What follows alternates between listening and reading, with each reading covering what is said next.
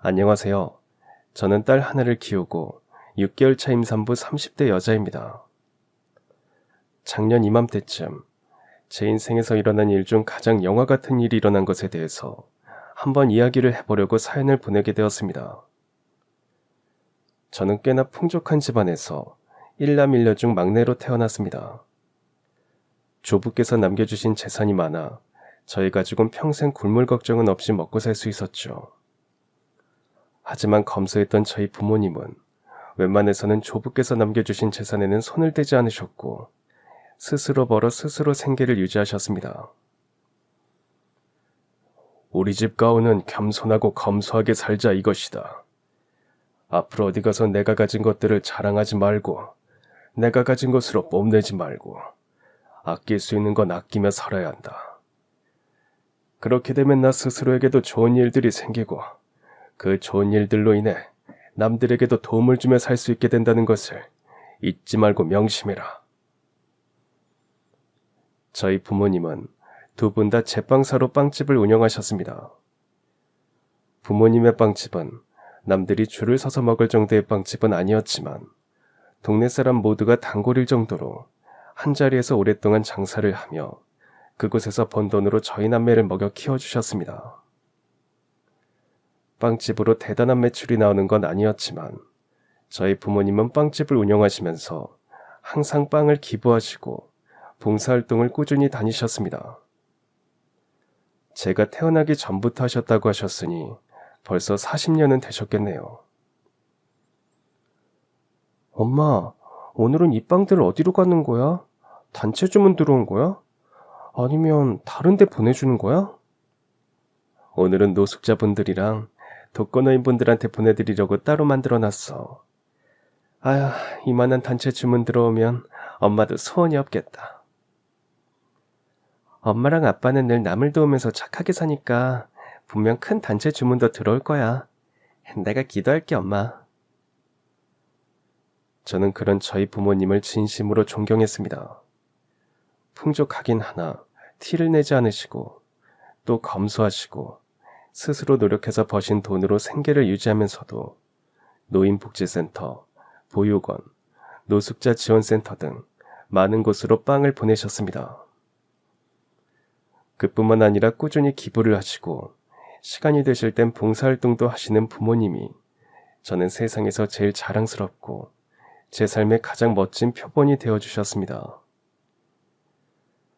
제가 초등학교 저학년 때쯤으로 기억합니다. 부모님께서 꾸준히 빵 기부와 봉사활동을 하던 그 보육원에서 연락이 왔습니다. 사장님, 저희 이번에 가족의 달 행사를 하게 돼서 사장님네 가족분들을 모시고 싶은데 혹시 시간 괜찮으실까요? 시간은 괜찮습니다. 그런데 어쩐 일로 저희를 초대해 주시는 걸까요? 그동안 사장님이 기부해 주신 빵 덕분에 우리 애들 그거 먹으면서 잘 자라기도 했고 애들이 항상 맛있는 빵 보내주셔서 감사하다고 감사 인사를 전하고 싶다고 하더라고요. 그리고 이제 이 정도면 사장님도 저희 보육원 가족이시잖아요. 그렇긴 하네요. 함께한 시간이 길었으니 저희도 이제 가족이라고 볼 수 있죠. 한동안 아이들 얼굴도 못 봤으니 이번에 시간 내서 식구들 데리고 보육원에 들리도록 하겠습니다.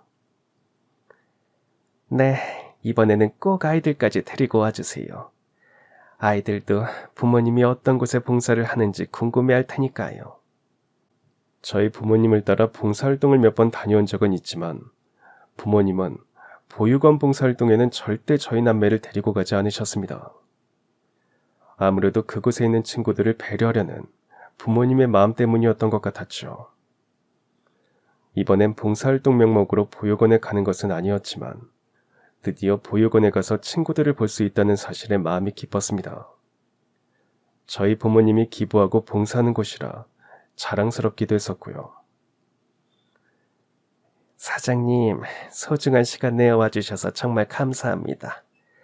이건 저희 보육원이랑 아이들이 사장님 댁에 드릴 선물로 손수 만들어서 준비했습니다. 아이들 편지도 있으니 꼭 읽어주셨으면 좋겠습니다. 저희야말로 초대해 주셔서 감사한걸요. 원래 아이 하나 키우는데 온 마을 사람들의 손이 필요하다고 하지 않습니까? 그래서 저는 그저 어른으로서 해야 할 일을 했을 뿐입니다. 어쩌면 당연한 일에 이렇게 초대도 해주시고 감사 인사도 받을 수 있게 해주셔서 저야말로 감사합니다. 세상에 당연한 게 어디 있습니까? 특히 여기 있는 아이들에게는 당연한 것이 없습니다.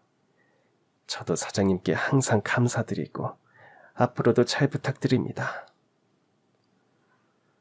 그날 저는 처음으로 부모님이 봉사활동을 하시는 보육원에 들러 보육원에 있는 친구들과 함께 뛰어놀았습니다.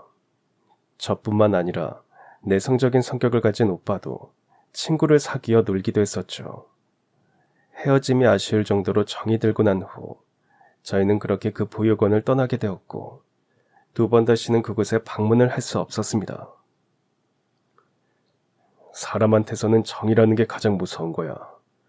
자꾸 보다 보면 또 보고 싶고 그러면 기다리게 되고 그리워하게 된단 말이다.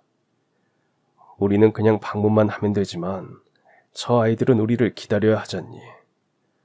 우리가 매일 가서 저 아이들을 봐줄 수 없다면 얼굴 보는 건 오늘 한 번으로 충분하단다. 그래 민주야, 너무 속상해하지 말고 다음에 인연이 되면 또 만날 수 있길 바라자.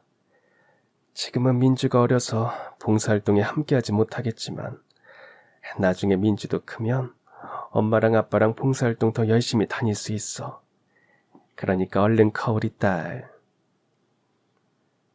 나중에 민주 성인 되면 아빠가 꼭 매일같이 데리고 다닐 테니까 그때 가서 귀찮다고 하면 안 된다. 아버지 엄마의 말씀을 듣고 헤어짐이 아쉬워 눈물이 났던 건 그날이 처음이었습니다.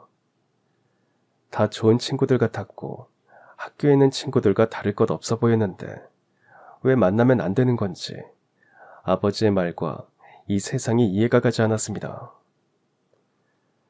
하지만 그날의 기억이 저에게 너무 깊게 남아 있었기에 저는 부모님과 같은 제빵사를 꿈꾸게 되었고 그날 이후부터 꾸준히 부모님을 도와 봉사활동을 다니기 시작했습니다. 그러면서 저는 제 미래에 대한 확신을 가지게 되어 친구들이 모두 대학으로 진학할 때 저는 부모님의 빵집에 제빵사로 취업을 했습니다. 너도 하고 싶은 일이 있을 텐데 왜 대학을 포기하는 거니? 다른 친구들처럼 대학교 가서 캠퍼스 생활도 하고 MT 같은 곳에 놀러도 가고 해야지. 이 젊은 나이에 엄마 아빠 밑에서 힘든 일 하면 어떡하니? 엄마가 속상해서 그래. 엄마, 나는 그때 그 보육원 다녀온 이후로 엄마랑 아빠랑 같이 빵도 팔고 봉사활동도 하고 기부하면서 이렇게 살기로 결심했어. 그리고 친구들이랑은 놀고 싶을 때 얼마든지 놀 수 있으니까 너무 걱정하거나 속상해하지 마. 그래도 그 나이 때 할 수 있는 것들이란 게 있단다.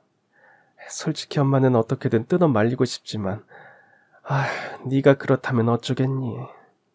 부모님은 제가 부모님과 함께 일하는 것을 극구 반대하셨지만 저는 이미 제가 살아야 되는 제 삶이 정해져 있다고 생각을 했습니다. 부모님은 속상해하셨지만 저는 부모님을 이어 2대째 빵집을 운영한다는 것에 자부심을 가졌습니다. 엄마랑 아빠, 이제 이 빵집 걱정하지 마세요. 제가 겸손과 검소한 마음으로 이 빵집 이어서 해볼게요. 말이라도 고맙구나.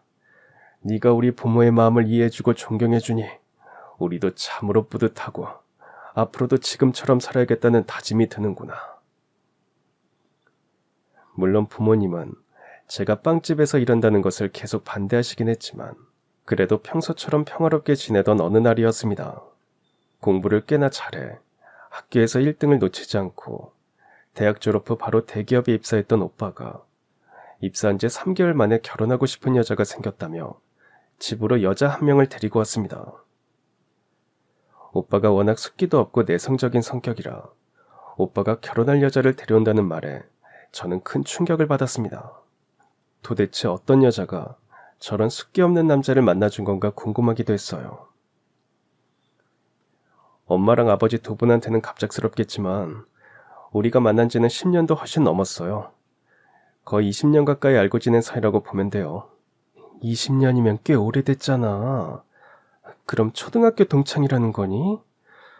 너 초등학교 때 소심해서 여자친구 하나 없었던 걸로 기억하는데. 근데 무슨 20년 가까이 알고 지낸 사이라는 거야. 엄마랑 아버지, 그리고 민주야, 내 이야기 듣고 놀라지 마세요. 오늘 제가 데려온 해나는 예전에 엄마랑 아빠랑 갔었던 보육원에 있던 친구였어요. 왜 그때 가정의 달이라고 두 분이 봉사활동하시던 보육원에서 초대받은 적이 있잖아요. 그 보육원에서 만난 친구예요. 오빠는 가족들에게 놀라지 말라고 했지만 오빠 이야기를 들은 순간 부모님과 저는 입이 떡 벌어질 정도로 놀라움을 감추지 못했습니다. 오빠가 이렇게 어마어마한 비밀을 20년 동안이나 간직하고 있었다니 충격이 아닐 수가 없었습니다. 그리고 한편으로는 오빠가 정말 대단한 사람이라고 느껴졌습니다. 살면서 우연히 만난 것도 아니고 그날 그때부터 지금까지 알고 지냈다는 이야기니? 그때 거기서 그 어떤 연락처도 공유하지 말라고 했는데 내가 해나한테 첫눈에 반해서 우리 집 주소랑 전화번호를 줬어요. 그러면서 가족들이랑 보육원 몰래 계속 연락을 해왔던 거예요. 어휴, 너 생각보다 대단한 아이였구나. 어떻게 그 긴 시간을 속이면서까지 이 아이를 만난 거니? 아무리 내 아들이라지만 나도 내 아들을 잘 모르겠구나. 아휴. 엄마는 기가 막히다는 듯이 웃었고 아빠는 오빠가 대단하다는 듯 고개를 절레절레 휘저었습니다. 그리고 오빠와 함께 인사를 하러 온 예비 새언니는 죄 지은 죄인 마냥 고개를 푹 숙인 채 애꿎은 자신의 치맛자락만 세게 붙잡고 있었습니다. 그래도 우리 연애도 20살 때부터 했어요. 학생 신분으로서 공부는 해야 되니까요. 그때부터 연애하면서 저희 한 번도 싸운 적도 없고 헤어진 적도 없고 주변 사람들한테 부러움만 받는 예쁜 연애만 했습니다. 그래서 저 앞으로 해나랑 잘 살 자신이 있어서 가족들한테 결혼 허락받으러 온 거니까 결혼 허락해주세요. 으이그, 그동안 여자친구 있냐고 물으면 맨날 없다고만 하더니 너 엄마랑 아빠를 너무 오랫동안 속였어. 아유, 괘씸해 죽겠네. 오빠 엄마가 토닥대고 있을 때 드디어 새언니가 입을 열었습니다. 하지만 새언니의 첫마디는 너무나도 가슴이 아프고 속상한 한마디였습니다. 가족분들에게 죄송합니다. 어머, 해나씨, 죄송하다니요. 죄송할 게 뭐가 있다고. 저희한테 처음 한다는 말이 그 말인 거예요. 아시겠지만 저는 고아에다 가진 게 아무것도 없습니다. 동진 씨를 좋아서 만나기는 했지만 부모님들께서 동진 씨를 너무 훌륭하게 잘 키워주셔서 제가 이런 사람이랑 결혼해도 되는지 많은 고민을 했습니다. 그럼에도 불구하고 이렇게 결혼 허락을 받으러 온 제 자신이 너무 뻔뻔하고 염치 없어 보여서 드리는 말씀입니다. 하지만 저 동진 씨 정말 사랑하고 동진 씨랑 함께하고 싶습니다. 외모만큼이나 심성이 고왔던 새언니는 아무것도 가진 게 없는 고아인 자신이 저희 집으로 시집오게 되는 것을 죄송해했지만 아빠는 그런 새언니의 어깨를 토닥여 주었고 엄마는 새언니의 손을 따뜻하게 꼭 잡아주었습니다. 세상에 그런 말이 어디 있어요. 둘이 만나는 동안 한 번도 싸운 적도 없고 예쁘게 잘 만났다면서요. 서로 좋아서 결혼하는 건데 그렇다면 우리 부모들이 이 결혼 반대할 이유가 전혀 없죠. 지금까지 우리 동진이 잘 만나줘서 고마워요. 동진이가 잘 된 거 보면 어쩌면 해나씨 덕분일지도 모르겠네요. 나는 아들 녀석 잘 둔 덕에 예쁜 딸 하나 더 생겨서 좋네. 동진아, 너 우물쭈물대지 말고 얼른 식장부터 예약해라. 이런 예쁘고 착한 아가씨 하루라도 빨리 붙잡아야지. 부모님의 반응에 감동을 받은 새언니는 화장이 다 지워질 정도로 눈물을 흘렸고 저는 그런 새언니를 껴안아 주었습니다. 그렇게 새언니와 오빠는 인사를 드린 지 3개월 만에 작게 결혼식을 올렸습니다. 가족이 없는 새언니에 대한 배려도 있었지만 어서 빨리 새언니와 가족이 되고 싶었던 저희 가족의 욕심도 있었기 때문이었죠. 나는 너희 품가에서 편하게 살았으면 하는데, 왜 자꾸 이 좁은 집에 붙어서 살려고 하니? 가족들이랑 복작복작하게 살아보는 게 제 소원이었어요. 나중에 나가라고 하면 나갈 테니까 신혼 때는 어머님이랑 아버님 그리고 아가씨랑 같이 살게 허락해 주세요. 아이고, 내가 너 때문에 못 산다. 우리야 괜찮지만 네가 불편할까 걱정이다. 언제든지 나간다고 해도 괜찮으니까 불편하다 싶으면 바로 말해. 알겠니? 가족들과 살아본 기억조차 없는 세연이는 가족들과 사는 것이 소원이라며 신혼집을 사준다는 부모님의 제안도 거절한 채 달랑 짐가방 하나만 들고 저희 집으로 들어왔습니다.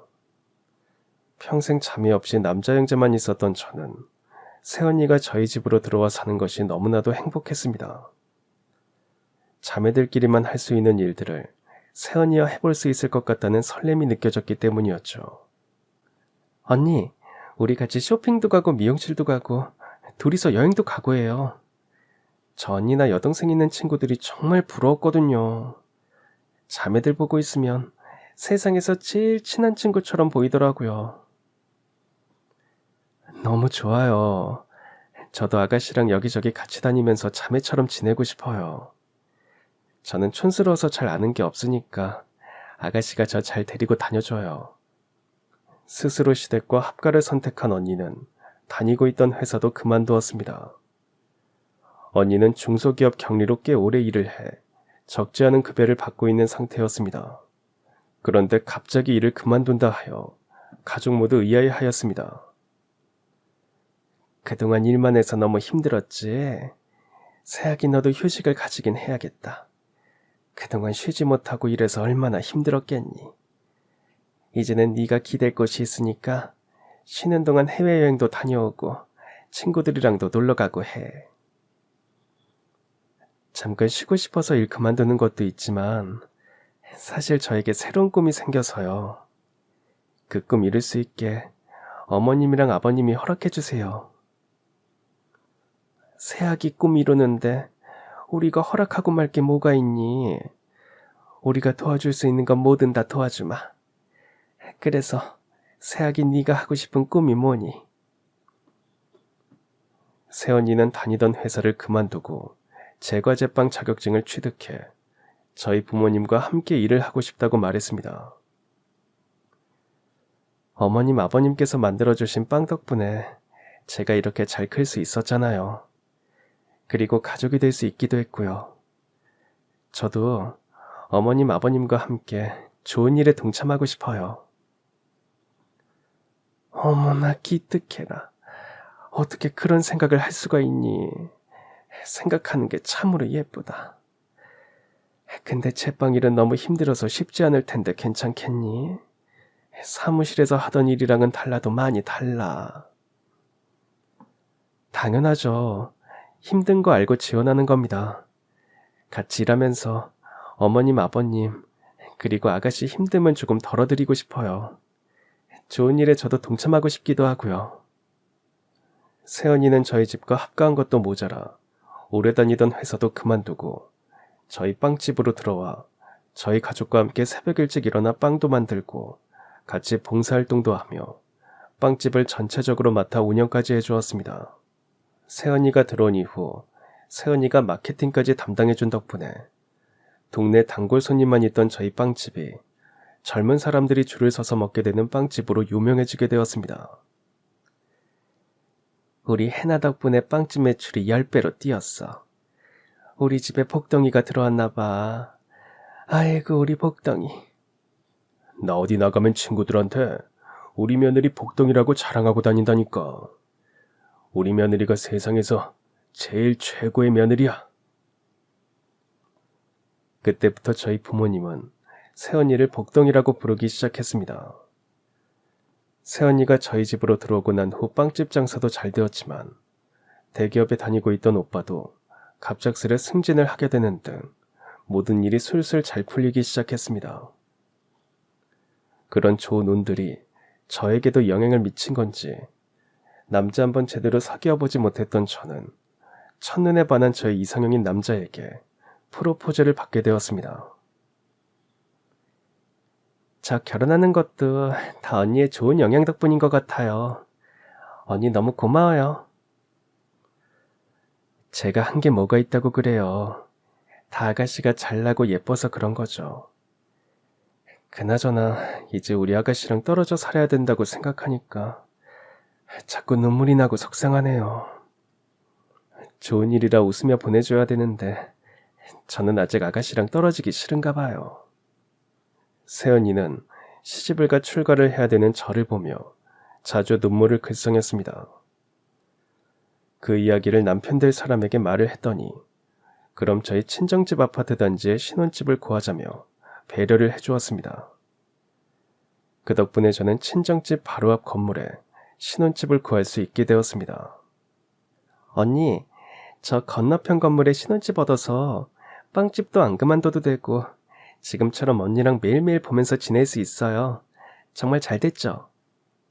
현재 씨가 우리 이야기 듣고 신혼집 여기로 구할 수 있게 배려해줬다는 이야기 들었어요. 제가 정말 너무 좋아하고 고마워한다고 꼭 전해줘요. 현재 씨는 아가씨만큼이나 정말 좋은 사람 같아요. 그땐 정말 새언니와 자매 그 이상의 관계가 된 듯한 기분이 들었습니다. 서로 없으면 안 될 것 같은 영혼의 단짝 같은 느낌이었죠. 그런데 그 느낌은 틀리지 않았습니다. 제가 허니문 베이비로 임신을 하게 되었는데 한 달 뒤 새언니도 비슷한 시기에 임신을 했다는 사실을 알게 되었습니다. 세상에, 너희들 그렇게 붙어 다니더니 임신도 어쩜 그렇게 똑같이 할 수 있니? 너희 설마 임신하는 것도 둘이서 짜고 한 거 아니지? 엄마 무슨 소리야. 이건 정말 단순히 우연의 일치야. 언니랑 나랑은 간만 보면 때려야 뗄 수 없는 운명인가 봐. 전생의 둘은 분명 참이었을 거야. 아무리 생각해도 그게 아니면 이게 말이 안 돼. 새언니와 저는 임신을 했어도 할 수 있는 데까지 부모님의 빵집에서 일을 하려고 했지만 두 분의 극구 반대로 저희는 임신을 하자마자 부모님의 빵집에서 잘리는 신세가 되었습니다. 새언니와 저는 병원도 같은 병원에 검진도 함께 보러 다녔고 태교 여행도 함께 갔으며 뱃속에 있는 아이 태명도 서로 지어주었습니다. 저 아가씨 아기 태명 생각해봤어요. 아가씨 이미지가 자두 같잖아요. 그래서 아가씨처럼 사랑스러운 아이가 나오라고 자두 어때요? 어머, 너무 귀엽고 사랑스러운 태명이에요. 그리고 사실 저도 언니 아기 태명 지어왔는데 오빠가 벌써 지어줬다면서요. 어머, 오빠 건 안 써도 돼요. 저도 아가씨가 지어준 태명으로 아기 부르고 싶어요. 태명이 뭔데요? 그게 끝이 아니었습니다. 부모님께서 저희에게 임신 출산 선물로 최고급 산후조리원을 함께 예약해 주었습니다.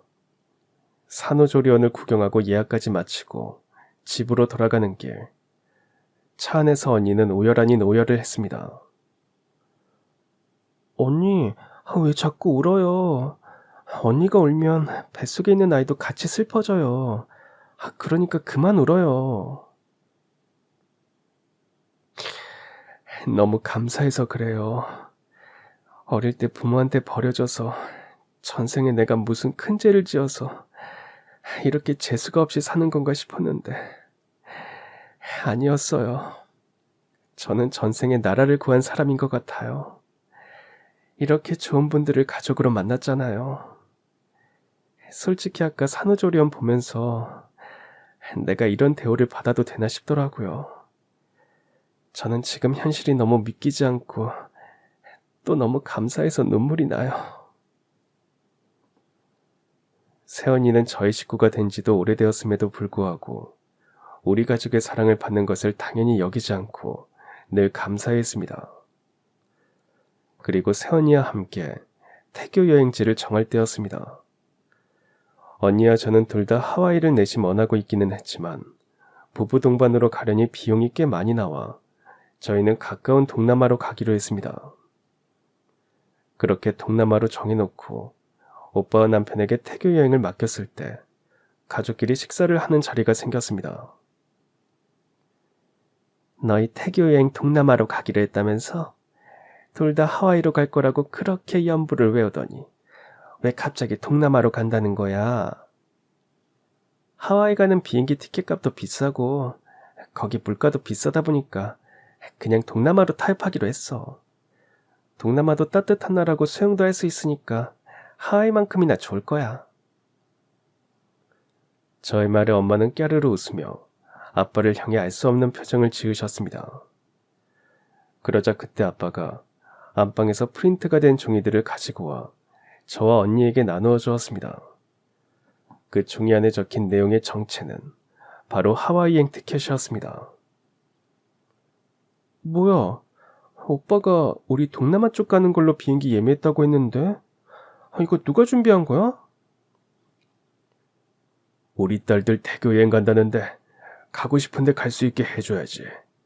너희들이 비용 때문에 하와이 포기한다고 해서 아빠랑 엄마가 너희 임신 선물로 준비했다. 이미 산후조리원도 해주셨잖아. 심지어 비즈니스석이라니 돈 꽤 많이 들었을 것 같은데. 가족들은 새언니와 저에게 비밀로 하고 하와이행 여행을 준비해 주었습니다. 부모님께서 임신 후 많은 것을 지원해줘서 늘 감사한 마음을 갖고 있었는데 이번엔 저도 눈물이 날 정도로 감동을 받았습니다. 어머님, 아버님, 정말 감사드려요. 어머님, 아버님이 제 인생의 소원들을 다 이루어주고 계세요. 정말 감사합니다. 제가 더 잘할게요. 부모님 덕분에 새언니와 저는 세상에서 가장 행복한 임신 기간을 보내게 되었습니다. 그렇게 언니와 저는 일주일 차이로 딸아이를 출산하게 되었고 조리원에서도 일주일을 함께 보낼 수 있게 되었습니다. 그리고 조리원 퇴소 후에는 언니와 저는 거의 공동육아를 하다시피 하며 지냈습니다. 아이 낳고 나면 산후우울증 온다는 산모들 많은데 저는 우리 아가씨랑 가족들 때문에 산후우울증이 원래 올 수가 없어요. 아가씨가 질투하실 수도 있지만 아버님이랑 어머님이 저한테 엄청 잘해주시거든요. 에이, 전혀 하나도 안 부러운데요. 엄마랑 아빠, 그래도 저도 딸이라고 퇴근 후면 저희 집으로 먼저 달려와서 집안일도 도와주고 아기도 봐주시는데 언니 몰랐죠? 정말요? 에이, 그건 내가 졌다. 아마 어머님이랑 아버님은 아가씨랑 같이 살지 않아서 도움을 많이 못 주니까 그러시는 건가 봐요. 딸 생각하는 부모님 마음, 그건 좀 부러운데요.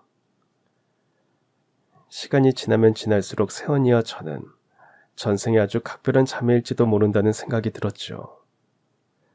새언니와 저는 성격만 잘 맞는 것뿐만 아니라 식성부터 취향까지 모두 동일했습니다.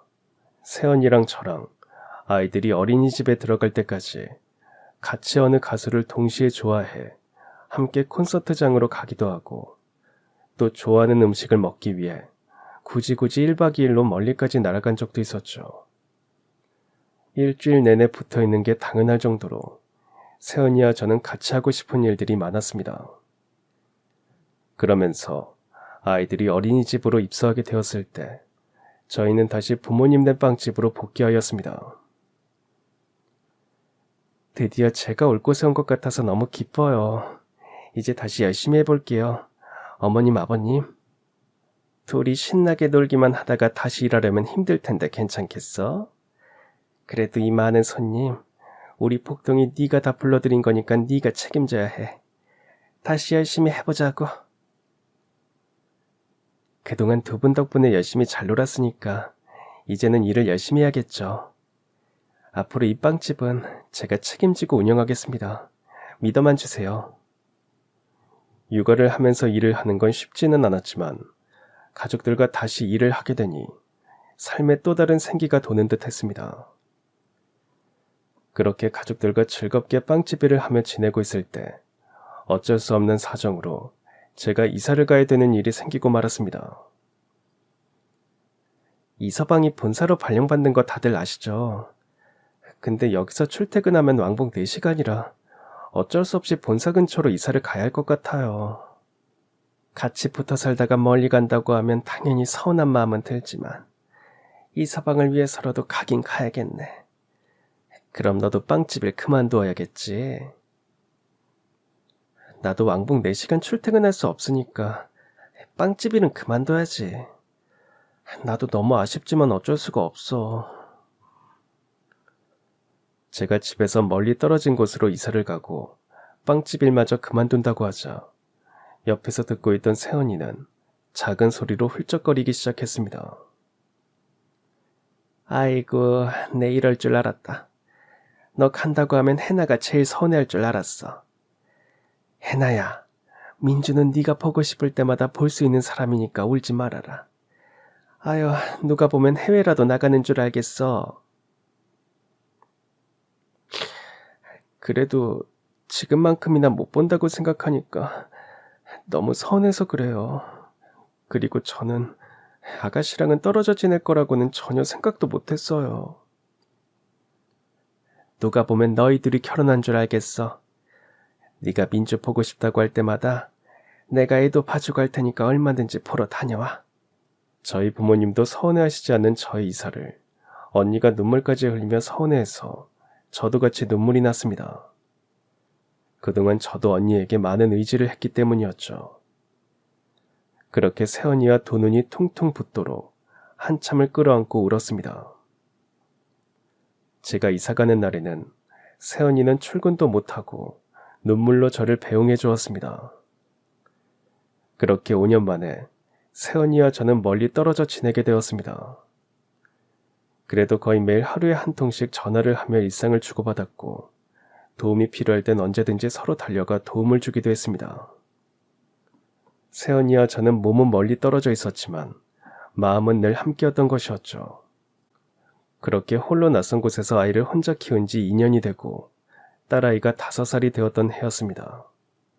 엄마, 내일 소풍 가는데 소풍 갈 때 엄마 휴대폰 빌려주면 안 돼요?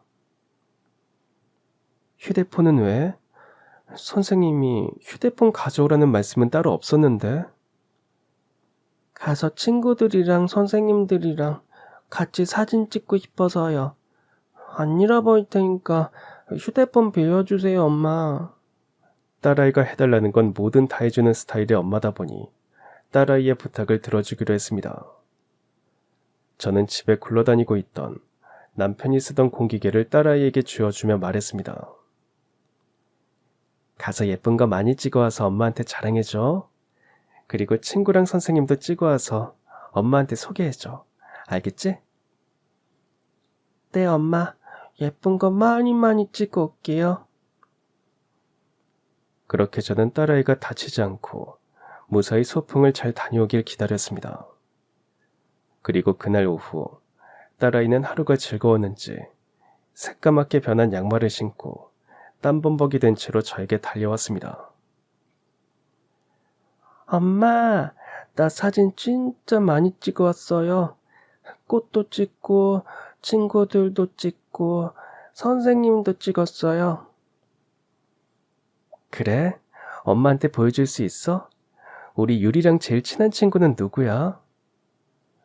딸아이는 집에 도착하자마자 손도 씻지 않고 휴대폰으로 자신이 찍어온 사진들을 저에게 자랑하며 친구들을 소개해주기도 하고 소풍 때 있었던 일들에 대해서 조잘조잘 떠들어댔습니다. 딸이 찍어온 사진을 보면서 저도 다시 한번 이것저것 구경을 하고 있는데 딸이 찍어온 사진 중에 선생님들이 모여있는 사진이 있었고 그 다음 장에는 유치원에서는 한 번도 본 적 없지만 어디선가 많이 본 듯한 여성의 모습이 담겨져 있었습니다. 그 순간 제 심장은 미친 듯이 뛰기 시작했고 다급히 딸아이에게 물어보았습니다. 유리야, 여기 있는 이 선생님은 누구셔? 엄마는 유치원에서 한 번도 뵌 적이 없는 것 같은데 선생님이 아니라 친구 엄마야? 아, 그 선생님 얼마 전에 새로운 보조교사 선생님이에요. 근데 숙모랑 진짜 많이 닮았죠. 그래서 엄마 보여드리고 싶어서 찍어봤어요. 그랬습니다. 딸아이가 찍어온 사진 속에는 세연이라고 해도 믿을 수 있을 정도로 세연이와 똑같이 생긴 사람이 찍혀 있었고, 저는 그 사진을 재차 확인하자마자 신발도 제대로 신지 못한 채 딸아이의 유치원으로 달려갔습니다. 유리 어머님, 이 시간에 무슨 일이세요? 유리한테 무슨 일이라도 생긴 건가요? 신발은 또 왜? 얼마 전에 새로 오셨다는 보조교사님 계세요? 저 지금 그분을 만나봐야 할 것 같아서요. 유치원 선생님은 제가 다짜고짜 새로운 보조교사를 찾자 엄청 불안해하며 유치원 안으로 들어가려는 저를 말리려고 했지만, 저는 선생님의 손을 뿌리친 채 교무실로 달려갔습니다. 교무실의 문을 열자 일을 하고 있던 유치원 선생님들이 모두 저를 쳐다보았고, 저는 그곳에서 세연이가 아닌 세연이와 닮은 사람을 만나게 되었습니다. 그리고 저는 그분에게 다가가 제정신이 아닌 사람처럼 다짜고짜 질문부터 내던졌습니다. 혹시 가족 중에 잃어버린 가족이나 헤어진 가족이 있지 않으세요? 여동생이나 언니 찾고 계시지 않으세요? 저의 질문에 보조교사의 눈동자는 크게 흔들렸고 대답을 제대로 하지 못한 채 말을 어버버거렸습니다. 제가 선생님이랑 똑같이 생긴 여자분 한 분을 알아요. 선생님 말씀해 주세요. 헤어진 가족 없어요? 처음엔 많이 당황하던 보조교사는 어느 정도 상황 파악이 되었는지 두 손으로 입을 막고 눈물을 흘리며 고개를 끄덕였습니다. 어릴 때 잃어버린 여동생이 있어요. 연년생이라 1살 차이가 나는데 어른들 말씀으로는 저랑 쌍둥이 마냥 많이 닮았다고 하더라고요. 정말 제 동생이랑 아시는 분이신가요? 그렇다면 제 동생 어디 있는지 알고 계시는 건가요?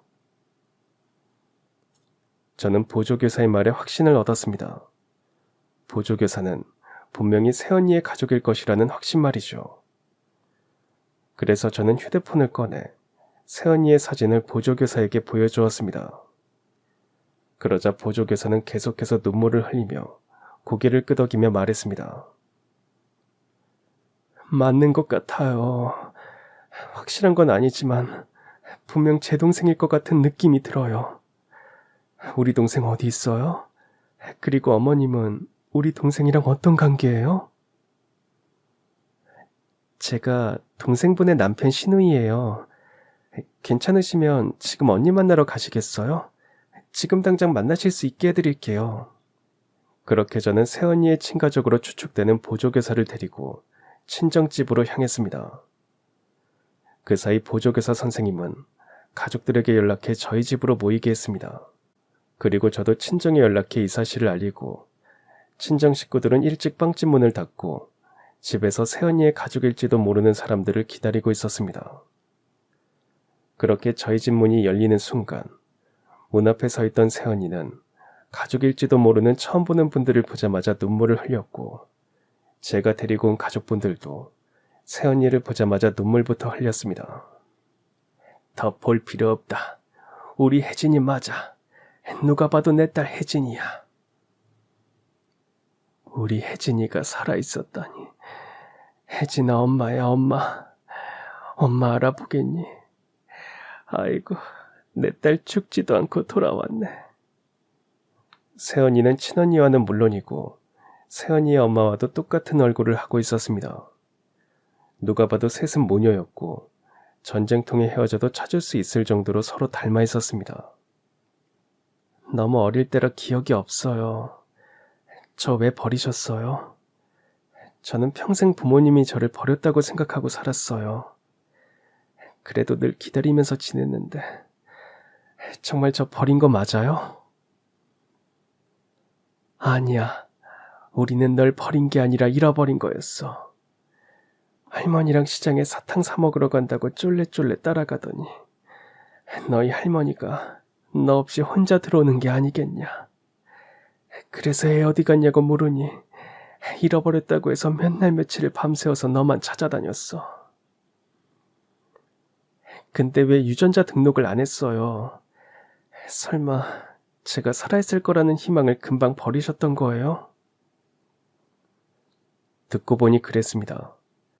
그렇게 애타게 찾는 딸이라면 유전자 등록을 진작에 했을 테고, 그럼 더 일찍 만날 수도 있었을 텐데, 왜 세연이네 친정은 유전자 등록을 하지 않았는지 의아했습니다. 세연이도 원망이 살짝 담긴 말투로 물어보았습니다. 네 할머니가 너 잃어버리고 점집에 갔는데 그 점쟁이가 너 죽었다고, 너 죽어서 이미 하늘 날아갔다고 했다더라. 그래서 나는 네 할머니랑 그 점쟁이 말만 믿고 너 죽은 줄 알고 너를 찾기는커녕 매년 네 제사상을 차렸지. 네가 이렇게 살아있는 줄도 모르고 우리는 매년 산 사람 제사상을 차렸어. 도대체 어디에서 어떻게 지내고 있었니? 할머니가 너를 어떻게 한 거야? 점쟁이 말 한마디로 당연히 딸이 죽은 줄 알고 찾기를 포기했다는 말이 정말 기가 막히고 코가 막힐 노릇이었습니다. 그러면서도 자식 잃은 부모 심정으로 평생 살아왔을 거라고 생각하니 같은 부모로서 마음이 찢어지듯 아팠습니다. 저는 당연히 보육원에서 자랐어요. 너무 어릴 때라 제가 거길 어떻게 갔는지 기억은 없는데, 보육원 관계자들 말로는 할머니 손에 끌려왔다고 말해주셨어요. 그리고 할머니가 제 이름은 혜진이가 아니라 해나라고, 그것만 말해주고 사라졌다고 하셨고요. 세연이의 말에 세연이의 아버지는 땅을 치며 통곡했고, 세연이의 엄마는 가슴을 치며 찢어질 듯한 억울한 울음소리를 내셨습니다. 알고 보니 세연이는 할머니가 잃어버린 것이 아니라 할머니가 보육원으로 보내버린 것이었고, 점쟁이랑 짠 뒤 마치 세연이가 세상을 떠난 것처럼 꾸민 것이었습니다. 이 사실을 30년도 훌쩍 넘어서 만에 알게 된 세연이 가족들의 심정은 제가 감히 헤아릴 수 없었습니다. 저는 할머니가 데리고 왔다길래 당연히 부모님이 계시지 않거나 가난해서 할머니 손에서 길러진 거라고 생각했어요. 그리고 할머니가 형편이 어려워서 절 맡긴 거고, 언젠가 다시 찾아올 거라는 믿음으로 그곳에서 어떻게든 버티고 있었어요. 근데 제가 할머니한테 버림받았다는 건 전혀 생각도 못했고요. 할머니는 도대체 저한테 왜 그러셨어요? 네 할머니가 아들을 좋아해서 그래. 네 언니를 낳고 얼른 아들을 낳으려고 둘째를 가졌는데 네가 나온 거야. 그래서 할머니가 너를 태어난 날부터 아주 참 미워했었다. 널 잃어버리던 그날 할머니가 너한테 사탕 사주겠다고 하시길래 저 양반이 갑자기 왜 저러나 싶었고, 네가 없는 채로 할머니가 집으로 돌아와도 우리는 네 할머니를 의심하지 않았다. 그래도 핏줄인데 지 손으로 버리고 오겠나 싶었어. 저희 친정집은 마치 초상이라도 난 듯 통곡 소리가 끊이지 않았습니다. 몇 시간 후 사람들이 어느 정도 진정이 되었을 때 세연이는 저를 껴안으며 말했습니다. 아가씨 덕분이에요. 아가씨 덕분에 제가 가족을 찾을 수 있게 됐어요. 정말 고마워요. 근데 도대체 어떻게 우리 언니를 찾게 된 거예요? 오늘 유리가 소풍을 간다고 휴대폰을 달라는 거예요. 사진을 찍고 싶다면서요. 그래서 공기계 아무거나 하나 쥐어주고 사진 찍어오라고 했는데, 유리가 찍어온 사진 속에 세연이랑 똑같은 사람이 있는 걸 발견했지 뭐예요. 닮아도 너무 닮아서 저는 분명 언니 가족일 거라고 확신을 하고 유리 유치원으로 달려가서 확인했던 거예요. 언니, 이제라도 가족을 찾아서 정말 다행이에요. 세연이와 세연이 가족들은 저에게 90도 인사를 하며 고맙다고 말을 해주었습니다. 그러면서 제게 세연이 가족 평생의 기인이라고 말씀을 해주셨습니다. 하지만 저는 그저 제가 해야 할 당연한 일을 했을 뿐이라고 생각했습니다. 할머니는요? 할머니는 아직 살아계세요? 저 할머니 만날 수 있나요?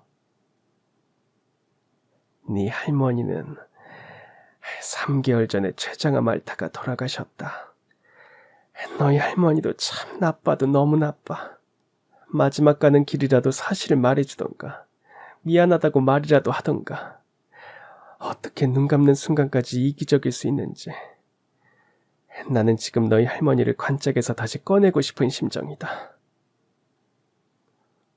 새언니를 버린 할머니는 3개월 전 췌장암이라는 고통 속에서 생을 마감하셨고, 마지막까지 본인이 손녀딸을 보육원으로 보내버린 것을 말하지 않으셨다고 했습니다. 세상에 비밀은 없다고, 관짝에 들어가서도 밝혀질 비밀은 결국 밝혀지게 되어 있는 것 같았습니다. 근데 언니분은 어쩌다가 그 유치원에서 일하게 되신 거예요? 우리 아이 말로는 오신 지 얼마 안 됐다고 하더라고요. 그래서 제가 못 봤었나 봐요. 제가 원래 유치원 교사였어요. 근데 결혼하고 애 낳고 산다고 바빠서 일을 그만뒀었는데, 애도 어느 정도 크고 원장님이 보조교사부터 시작해서 다시 일 시작해보지 않겠냐고 해서 애들 간식값 벌 겸 일하기 시작한 거였죠. 거기서 일해야 되나 말아야 되나 고민을 많이 했는데, 일한 덕분에 내 동생도 찾고 원장님 말 듣길 정말 잘한 일이죠. 새언니와 새언니 가족들의 만남은 우연과 우연의 연속으로 만들어진 만남이었습니다. 물론 그 사이에 제가 꽤 큰 몫을 한 것처럼 보이지만, 제가 그날 새언니의 언니를 찾은 것 또한 우연이었습니다. 그리고 새언니가 우리 가족이 된 것은 운명이라고 생각했습니다. 부모님이 새언니의 보육원에 빵 기부를 할 때부터, 그리고 우리가 그곳에 초대되고 오빠와 새언니가 연락을 주고받은 것부터 모든 것이 운명이라고 생각했습니다. 그렇게 우연과 운명이 만나 저희는 또 다른 새로운 가족들이 생겼습니다. 바로 새언니네 친정 식구들이었죠. 새언니네 친정 식구들과 저희 가족은 마치 형제네 가족처럼 자주 만나고 친목을 자주 쌓았습니다. 그리고 새언니네 친정 식구들도 저희 집과 함께 봉사활동과 기부를 시작하셨습니다. 좋은 일을 하면 좋은 일이 찾아온다는 것을 몸소 깨달았다면서 말이죠. 새언니가 가족을 찾은 날로부터 1년이 지난 지금까지도 저희는 대가족처럼 잘 지내고 있습니다.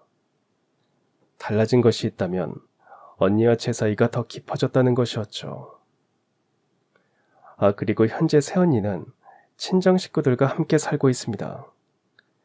그동안 같이 살지 못한 시간이 길었다며 새언니네 부모님이 먼저 같이 살자고 제안하여 새언니가 친정집으로 들어가게 되었죠.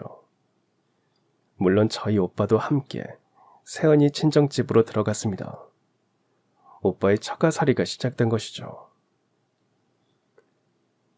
어머님, 아버님, 죄송스러운 말씀이지만 저 한동안만이라도 저희 부모님과 한 집에 살아보고 싶어서요.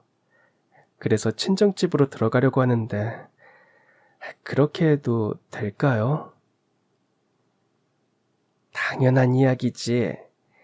그렇지 않아도 우리도 먼저 그 이야기를 하려고 했다. 그동안 못 받은 가족사랑 지금이라도 받아야 되지 않겠니? 우리 걱정은 말고 동진이 데리고 친정으로 들어가라. 그렇게 새언니는 오빠와 함께 친정으로 들어가게 되었고, 그 덕분에 새언니와 저는 바로 옆동에서 살 수 있게 되었습니다. 아가씨, 우리는 어떻게든 만날 인연이었나 봐요.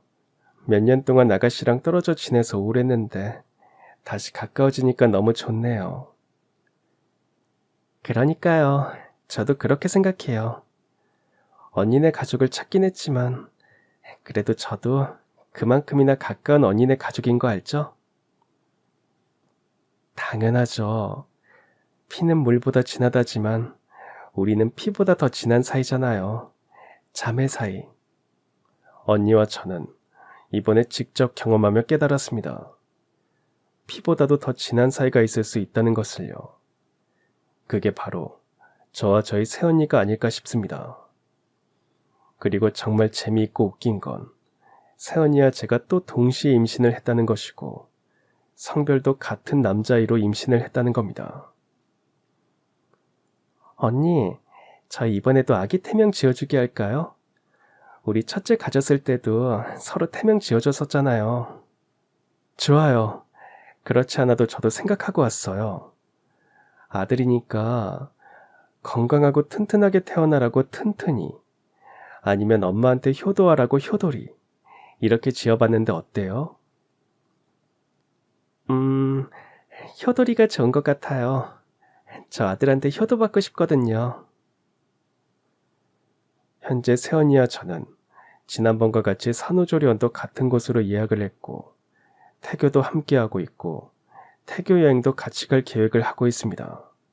이번엔 세연이네 친정에서 산후조리원 비용과 태교 여행 비용을 모두 지원해 주셨습니다. 세연이가 따로 부탁한 것도 아니고, 저희 부모님이 첫째를 낳을 때 그렇게 해드렸다고 말씀드리지도 않았는데, 어떻게 세연이네 친정 부모님이 먼저 제안을 해주신 것이었죠. 은혜를 입었으면 보답을 해야 되는데 어떻게 보답을 해야 될지 모르겠더라고요. 그래서 임신도 같이 했으니 우리 딸아이랑 같이 임신 기간 동안 재미있게 보내라고 준비해봤어요. 어때요? 괜찮아요? 엄마, 우리 시어머니랑 시아버지도 우리 첫째 임신했을 때 산후조리원부터 다 지원해 주셨어. 그래서 나 우리 딸 건강하게 낳은 거잖아. 근데 엄마랑 아빠도 이런 생각을 해주시다니 정말 고마워요. 지금 저의 소원은 아주 단순합니다. 세연이네 가족과 우리 가족 모두 건강하고 앞으로 헤어질 일 없이 잘 살길 바라는 것이죠. 그리고 둘째 아기들이 모두 건강하게 태어나길 바라는 것, 그것이 저의 소원입니다. 그리고 욕심을 조금 더 부리자면 세연이랑 멀리 떨어지지 않고 오래오래 같이 붙어서 사는 게 제 소원입니다. 저의 제일 친한 친구이자 자매인 세연이를 만날 수 있어 얼마나 행복한지 모릅니다. 다음 생이라는 것이 있다면 다음 생에서도 꼭 세연이를 만나고 싶습니다. 그럼 지금까지 사연 들어주셔서 감사합니다. 사연이 재밌으셨다면 구독과 좋아요 부탁드려요. 감사합니다. 안녕히 계세요.